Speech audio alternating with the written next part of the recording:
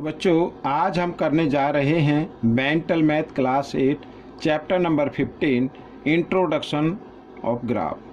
बहुत से बच्चों के कमेंट्स आए सर इस चैप्टर पर वीडियो बनाइए, तो उसी चैप्टर को मैं लेकर आया हूँ। ठीक है, आज हम करने वाले हैं चैप्टर नंबर 15। मैं हूँ हरी सर और आप सभी बच्चे देख रहे हैं आपका अपना यूट्यूब चैनल चलो कदम बढ़ाइए। ठीक है, क्वेश्चन नंबर 15 क्या कहता है ये आपको देखना है। इससे पहले थोड़े से रूल होते हुए मैं साथ साथ बताते हुए चलूँगा, अलग से कोई वीडियो नहीं बनाऊँगा। ठीक है ना। तो यहाँ पर हम करने वाले हैं चैप्टर नंबर 15 का क्वेश्चन नंबर फर्स्ट, और मैंने यहाँ पर ये ग्राफ बनाकर एक रख लिया है ताकि मैं थोड़ा सा आपको एक्सप्लेन कर पाऊँ। तो बच्चों सबसे पहले देखिए इधर ये फर्स्ट क्वाड्रेंट होता है, ये सेकंड, ये थर्ड, ये फोर्थ। ठीक है, इसमें हम एंटी क्लॉकवाइज चलते हैं, यानी घड़ी की सुइयों के विपरीत चलते हैं। घड़ी की सुई तो ऐसे चलती हैं, हम इस तरीके से चलेंगे, फर्स्ट सेकंड थर्ड फोर्थ, इस तरीके से। ठीक है, तो बच्चों और जो हिंदी मीडियम में पढ़ते हैं उनके लिए अलग से चैनल है जिसका नाम है मैथ्स विद हरी सर, आप उसे भी ज्वाइन कर सकते हैं। देखो सबसे पहले वेयर डज द पॉइंट 8 और 0 लाइट। ठीक है, ये पॉइंट कहाँ पर पड़ते हैं। अब सबसे पहले मैं बता दूं, ये जो हॉरिजॉन्टल लाइन आप देख रहे हैं ये एक्स वाली लाइन होती है और ये वर्टिकल लाइन वाई वाली होती है। ठीक है, इस तरीके से। अब इसमें पूछा है कि ये जो पॉइंट है ना, ये 8 और 0 दो हमेशा के लिए बच्चों आपको एक चीज़ याद रखनी है, वो ये है कि पहला पॉइंट हमेशा x का होगा। पहला पॉइंट किसका होगा, x का होगा, और दूसरा y का होगा। तो x लिखा है यहाँ पर 8, तो ये देखो 1 2 3 4 5 6 8 ये आ गया। और 0 y0 तो 0 तो इसी पर रहेगा। ठीक है जी, क्योंकि ये पॉइंट जो होता है ये मूल पॉइंट होता है ओरिजिन, तो ये 0 होता है। तो इसका मतलब ये x एक्सिस पर आएगा। किस पर आएगा, x एक्सिस पर आएगा बच्चों। इसका आंसर क्या होगा, x एक्सिस। ठीक है, मैं लिख देता हूँ क्या होगा, x एक्सिस होगा, ये मैंने लिख दिया। ठीक है, फर्स्ट का आंसर। Second, where does the point 09 lies. 09, अब पहला पॉइंट तो 0 है तो वो तो यहीं पर रहेगा ओरिजिन पॉइंट पर। ठीक है, 9 है तो 9 तो आएगा y पर, 1 2 3 4 5 6 7 8 9, तो ये किस पर होगा, y एक्सिस पर होगा। ठीक है, तो सेकंड का आंसर क्या होगा, y एक्सिस, ये मैंने लिख दिया है।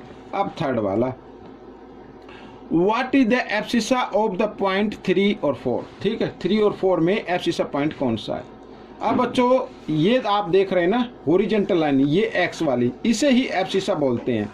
ठीक है, इस पर जो भी पॉइंट होंगे वो एब्सिसा पॉइंट माने जाएंगे, और जो y पर होंगे वो ऑर्डिनेट होता है। ठीक है ना, आइए करना शुरू करते हैं। तो इसमें पूछा है what is the abscissa of the point. पहला पॉइंट क्या होता है, x का होता है, और x वाले को ही एब्सिसा बोलते हैं। तो एब्सिसा जो पॉइंट होगा इस, ठीक है ना, what is the abscissa of the point, तो वो होगा 3, ये आपका आंसर रहेगा। Question number 4, what is the ordinate of the point. Ordinate, अब ऑर्डिनेट बोलते हैं y वाले को, तो ये पहला तो x का होता है, दूसरा y का होता है, तो इसका आंसर क्या होगा, 7 होगा। ठीक है, चौथे का आंसर क्या होगा, क्वेश्चन नंबर 4 का आंसर 7। आज ये देखो, what are the ordinate of the origin. ठीक है, sorry, what are the coordinate. तो कोऑर्डिनेट बताना, ओरिजिन के कोऑर्डिनेट पॉइंट ये होते हैं बच्चों यहाँ पर। ठीक है, जो x का भी 0 होगा और y का भी क्या होता है, 0 होता है, यानी 0 और 0। ठीक है, ये आपका आंसर रहेगा। Question number 6, what is the perpendicular distance of the point 7 8। अब 7 8 पहला पॉइंट किसका होता है बच्चों, x का होता है, 1 2 3 4 5 6 7 यहाँ पे आ गया। फिर 8 होगा इधर, 1 2 3 4 5 6 7 8 ये। तो अब बताना है x एक्सिस पर, यहाँ पे ये x एक्सिस पर है, तो डिस्टेंस बतानी है। तो डिस्टेंस तो ये हो गई ना, पर ठीक है, परपेंडिकुलर डिस्टेंस तो ये हो गई, परपेंडिकुलर मतलब 90 डिग्री का कोण, तो ये होगा, यानी जो ये वाला पॉइंट होगा 8, तो ये आपका आंसर रहेगा। इसकी परपेंडिकुलर डिस्टेंस कितनी होगी, 8 होगी। ठीक है, question number 7, what is the perpendicular distance of point 4 और 5। 4 और 5, पहला पॉइंट x का 1 2 3 4, और दूसरा पॉइंट जो होगा वो y वाला होगा, 1 2 3 4 5 यहाँ पर ये हो गया। अब पूछा है from y axis sir, y axis से, तो परपेंडिकुलर डिस्टेंस तो ये होगी ना 90 डिग्री का कोण बनाते हुए, तो ये कितनी हो गई बच्चों, 4 हो गई। कितनी हो गई, 4 हो गई। 1 2 3 4, 4 आ गया, तो इसका आंसर क्या होगा, 4 होगा। तो बच्चों क्वेश्चन नंबर 8 हमें इस तरीके से करना है, what is the shortest distance of the point 6 और 8 फ्रॉम ओरिजिन। ओरिजिन से 6 और 8 की शॉर्टेस्ट डिस्टेंस क्या होगी। अभी हमने परपेंडिकुलर डिस्टेंस बताई, ठीक है ना, और परपेंडिकुलर डिस्टेंस का जो मैंने बताया आप उसको चाहे तो यूनिट में भी लिख सकते हैं, मैंने शॉर्ट में बता दिया था। आइए करते हैं क्वेश्चन नंबर 8। अब इसमें बताना है शॉर्टेस्ट डिस्टेंस।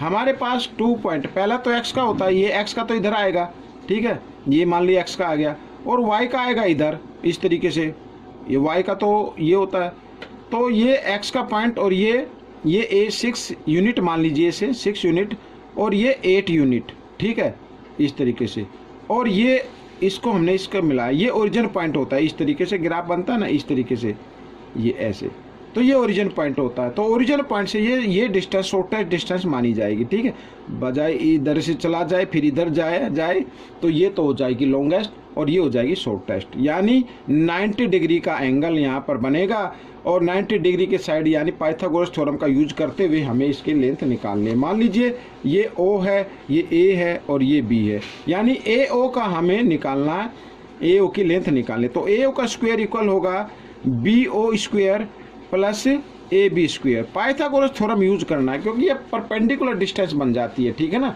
यहाँ पर ये 6 यूनिट और यहाँ से फिर सीधा 8 यूनिट, ठीक है, इस तरीके से। तो क्या होगा, ये परपेंडिकुलर डिस्टेंस, और राइट परपेंडिकुलर यानी 90 डिग्री का एंगल बनता है राइट एंगल ट्रायंगल में।